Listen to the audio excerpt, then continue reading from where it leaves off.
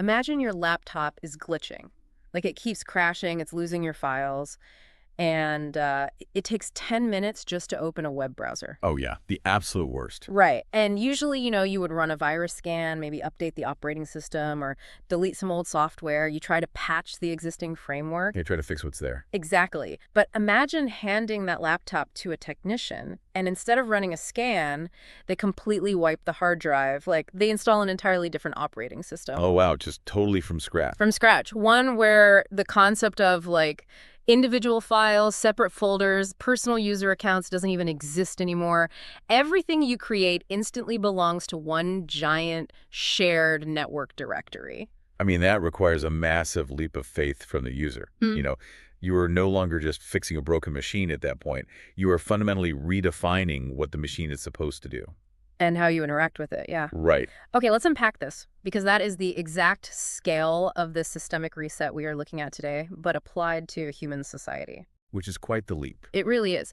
So our source material for this deep dive is a document written in 2009 by Su Feng, and it carries the rather intense title, An Introduction to the New Life of Human Beings Home Without Marriage and Family. It definitely sets a tone right away. It does. It outlines this utopian community blueprint known as Lifechanyuan. And the mission of our deep dive today is to explore this radical architecture. For you listening, we're looking at a blueprint that proposes eradicating traditional marriage, the nuclear family, sovereign countries, and even laws as we understand them. All with the stated goal of ending human suffering and environmental decay, right? Exactly. So we're going to look at the internal logic of this architecture impartially. Yeah, rather than dismissing it outright because it sounds, impossible to our modern ears, we are going to examine the causality. We really need to understand the mechanics of how this document claims such a society would actually function. Right, and why it targets the specific human institutions it seeks to destroy. Because the structural foundation of this proposed world, it starts by dismantling the most basic units of human organization. Right, so to enter what the blueprint calls the Lifechanyuan era, which is this proposed 1,000-year period of global harmony, favorable weather, and absolute joy you have to eliminate a lot of things. Pretty much everything we base society on. Yeah. Country, religion, political parties, marriage, and family. All gone. It pictures a society so harmonious that it quotes old proverbs about an era where, no one pockets anything found on the road. And doors are left wide open at night because thieves simply do not exist. Right. But to get there, the globe has to be completely restructured. And the institutional reorganization here is staggering in its specificity. I mean, the blueprint mandates a single global institute. Yeah, just one. Just one. And the president of this institute functions essentially as a global government leader. But beneath this central hub, there are exactly 256 branches distributed worldwide. It's such a specific number, 256. Right. And the presidents of those branches serve as the highest local administrative representatives overseeing all daily life and production. I mean, just think about that for a second. Taking 8 billion people and sorting them into just 256 hubs is a massive logistical pivot. It's huge. And it gets even more streamlined because every single one of those branches is divided into only 3 departments: living, education, and production. That is the entire bureaucracy. Yeah, that's it. Reading through this setup, it feels like a hybrid between, a highly regulated sci-fi planetary federation and a massive, all-inclusive global summer camp. A summer camp, yeah, that's a good way to put it. It replaces the messy, infinite complexity of human nations with a rigid, 3-pronged spreadsheet. Well, utopian models throughout history often share this specific reflex. They attempt to solve micro-level human conflicts by imposing macro-level global reorganization. Make the big system fix the small problems. Exactly. Think about the root causes of daily suffering or conflict. A bitter dispute between siblings over inheritance, or, a divorce that ruins a family financially, or even a localized war over national borders. Right. The logic underpinning Lifechanyuan implies that the nuclear family and the sovereign nation are fundamentally exclusive frameworks.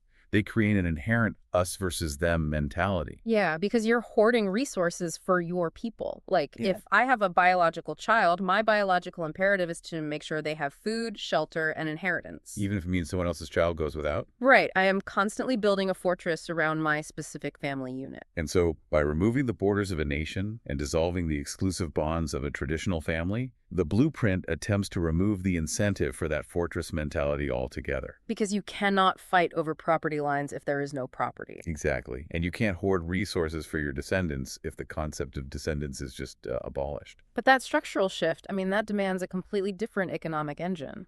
Oh, absolutely. If we abolish traditional families, the entire social contract goes out the window.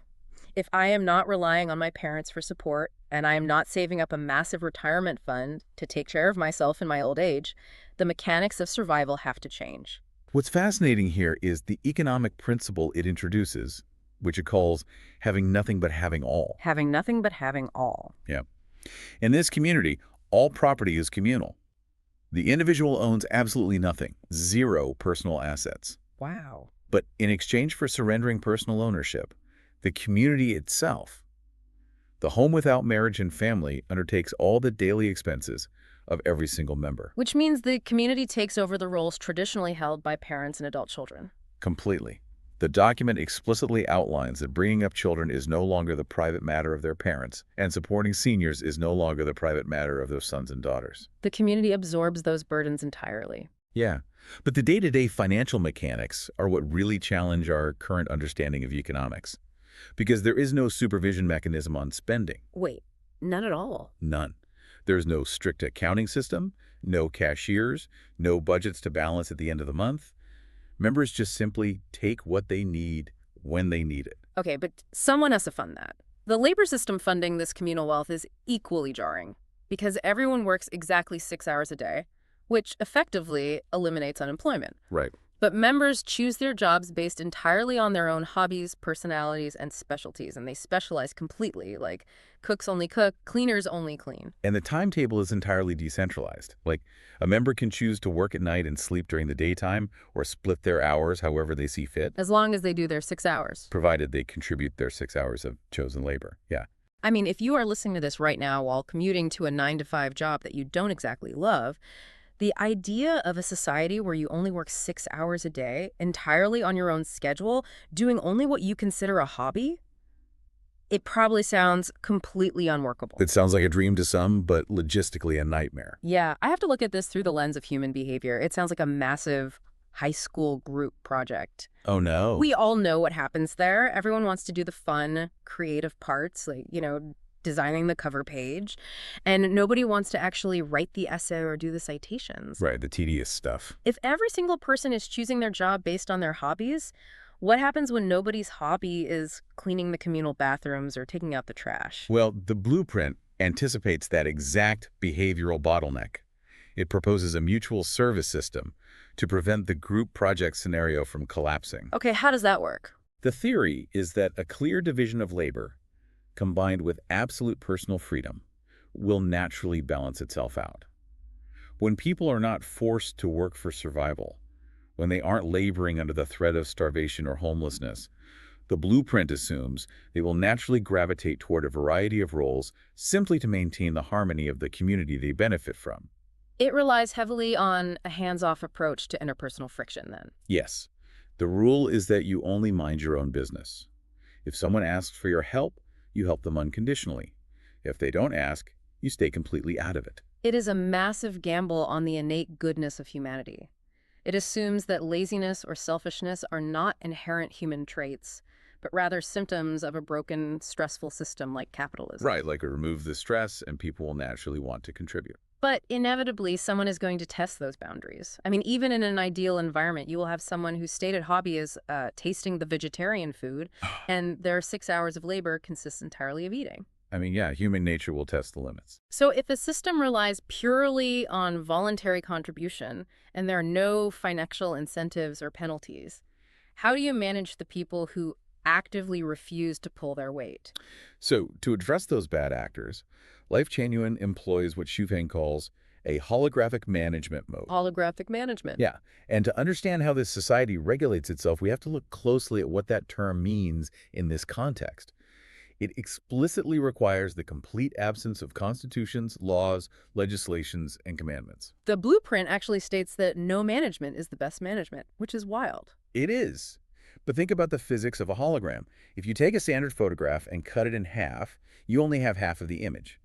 But if you shatter a holographic plate, every single tiny fragment still contains the complete three-dimensional image of the whole. Oh, that makes sense. Yeah. So applied to sociology, holographic management means you do not need a centralized authority like a police force or a court system imposing order from the top down. Instead, every single individual internalizes the complete blueprint of the society's moral code. So they replace external policing with a psychological operating system. Precisely. And the blueprint calls this operating system the 800 life values for new era human. Right. So instead of referencing a legal code to resolve a dispute or handle a lazy community member, individuals dynamically respond to ever-changing situations based entirely on these internalized values. And the stated goal is to stimulate truthfulness, kindness, beauty, and love without any administrative enforcement. The blueprint claims that by relying on these 800 values, the society reaches a state where doors are never locked and property is never stolen. It attempts to replace the police officer on the street corner with a police officer inside your own mind. Exactly. But, I mean, we had to challenge the viability of that psychological shift. Can an entire society truly operate just by purifying the mind? It's a big ask. Shifting the burden of control from the state directly into the individual's psyche sounds peaceful on paper, but it requires a level of behavioral conditioning that dictates daily life in incredibly intimate ways. This internal policing manifests in a highly structured daily routine. Oh, yeah. The social dynamics are intensely regulated by expectation rather than law. For instance, while every member is assigned a private bedroom, you must knock and receive explicit permission before entering someone else's space. And the communal aspects are just as structured, like dining is entirely shared, with both meat and vegetarian options to cater to everyone. Right. There are weekly parties with singing and dancing, but notably, there are no set holidays. Because you control your own schedule, right? Exactly. Just take a day off or go traveling whenever you decide to. But alongside that freedom, health and wellness are mandated. Highly mandated. Yeah. Every member must engage in at least 1 hour of collective spirit and mind purification study every single day, followed by 30 minutes of gymnastics. And socially, they completely eradicate hierarchy. Right. There are no superiors and inferiors. There are no hosts or guests. Everyone treats each other as an extended family. Older members are treated as parents or grandparents, and peers are treated as brothers and sisters. Which creates a very specific vibe. The atmospheric vibe of this community is governed by a strict code of conduct. Like, there is no bad language allowed. There is no shouting or yelling. In fact, the blueprint mandates that the entire community is kept completely quiet 24 hours a day, unless there is a specific collective activity taking place. Right. Gambling and smoking are forbidden, and heavy drinkers are explicitly noted as being not respected. Members are expected to emulate what the text refers to as the spirit of Lifeng. Which is important context, because Lifeng is a highly recognizable cultural icon in China, representing ultimate selflessness, modesty, and tireless dedication to helping others. Right. So emulating his spirit in this utopian context means a member must always put others' convenience before their own and willingly take on difficulties so others don't have to. Okay, here's where it gets really interesting. Because the blueprint presents a fascinating paradox. I know exactly what you're going to say. Right. We have just described an incredibly quiet, highly regimented, almost monastic daily routine. You have mandatory daily mind purification, 30 minutes of gymnastics, absolute quiet hours, and an expectation of extreme self-sacrifice. Yeah. And yet, right alongside that ascetic lifestyle, the blueprint outlines a policy of absolute, uninhibited free love. It describes love as a precious gift from the greatest creator, and frames sexual love as an inevitable path to elevating human nature to a higher spiritual plane. It's wild. The policy grants total freedom for mutually consenting adults. As long as two people are attracted to each other, they are free to pursue that connection without any supervision, interference, or gossiping from the rest of the community. And the mechanics of this freedom rely heavily on decoupling intimacy from the concept of ownership. Right, because of the no property rule. Exactly. In traditional human societies, marriage is rarely just about romance. It is deeply intertwined with property rights inheritance, and legal standing. By eliminating marriage and stripping away all personal property, Lifechanyuan attempts to turn romantic and sexual love into a purely joyful, non-binding interaction. The blueprint specifically targets the concept of jealousy, too. It states that lovers do not occupy each other. The Chinese term used bajan implies monopolizing or forcibly taking possession of something. Like hoarding. Yeah, hoarding a person. In this community, claiming ownership over a partner is viewed as a violation of their fundamental freedom. You cannot occupy a person any more than you can occupy a communal dining hall. It is a wild juxtaposition. Total sexual freedom coexisting in the exact same space as strict 24-hour quiet rules and mandatory spiritual study. It really highlights how utopian models view the concept of harm. Because there is no property to lose and no legal marriage to dissolve, the blueprint assumes that sexual freedom will not disrupt the harmony of the community, provided it doesn't cause mental or physical pressure. But a society of uninhibited free love, zero financial stress, and voluntary labor cannot exist in a vacuum. No, it can't. It is a delicate, highly specific ecosystem. Logically, there must be a mechanism to protect this community from outside disruption, especially in a world that still operates on capitalism and national borders. The blueprint is highly pragmatic about how it manages its borders, though, both economically and physically. Very pragmatic. To maintain its independence, the community absolutely refuses to accept outside donations from anyone who is not a member. They do not take a single penny from the outside world. They are entirely self-sustained by the collective labor of the members. Furthermore, they operate strictly within the legal and financial frameworks of whatever local or national government hosts their 256 branches. Which is a necessary survival tactic. You don't give a host country any legal reason to shut your branch down. You pay the necessary taxes, you follow the local zoning laws, and you essentially remain invisible to the state. Right. And physically, while they claim to be open to journalists seeking to report the facts, and they welcome routine government inspections, the community is entirely closed off to the general public. Yeah, you can't just buy a ticket and walk in to look around. No. Entry is strictly reserved for individuals who have fully committed to this way of life, referred to as Chanyuan Celestials. And this exclusivity brings us to the most critical tension within the entire blueprint. This raises an important question, yeah. Because the community offers absolute freedom. You can sleep all day, choose your own work, and love whoever you choose. But that freedom is anchored by one ultimate non-negotiable rule. Every member must strictly abide by the 800 life values for New Era Human. Right. And the consequence for deviating from those values is absolute. Anyone who fails to uphold the 800 values will be immediately eliminated or expelled from the home without marriage and family. It's an instant removal. So what does this all mean for the concept of a utopia? It reveals that the freedom being offered is highly conditional. Conditional on perfect adherence. Yeah, I mean, you are entirely free from the burdens of money, mortgages, and traditional family obligations. You are protected by the ultimate safety net. But the moment you step outside the boundaries of that internalized moral code, the net vanishes. You are exiled back into the chaotic, capitalist world. The blueprint removes external prisons and external police, but it replaces them with the constant existential threat of expulsion. To maintain a society without laws, it requires absolute ideological conformity from every single member. Which is why a text from 2009 is still so vital for us to analyze today. When you dive into a blueprint like Xu Feng's Lifechanyuan, it acts as a mirror, forcing you to look at the invisible structures governing your own life. Yeah, we rarely wake up and question the absurdity of a personal bank account, or the legal contract of marriage, or the necessity of a local police force. We just accept them as the default settings of reality. This model asks us to weigh the cost of our current systems against the cost of a theoretical utopia. It attempts to cure human suffering not by reforming our laws, but by entirely abolishing the institutions of marriage, family, and the state. And it replaces those flawed structures with communal property, mutual service, and a unified internal value system. It is a fascinating exercise in trying to engineer world peace through structural elimination. But, it leaves us with a profound philosophical friction. It really does. Think back to that laptop we wiped clean at the beginning of our deep dive. If a society successfully smashes the old operating system, if they abolish all governments, eliminate all police forces, and dissolve every traditional family, but they require you to perfectly internalize 800 specific behavioral values, just to avoid being cast out into the wilderness. Have they actually achieved true human freedom? Right.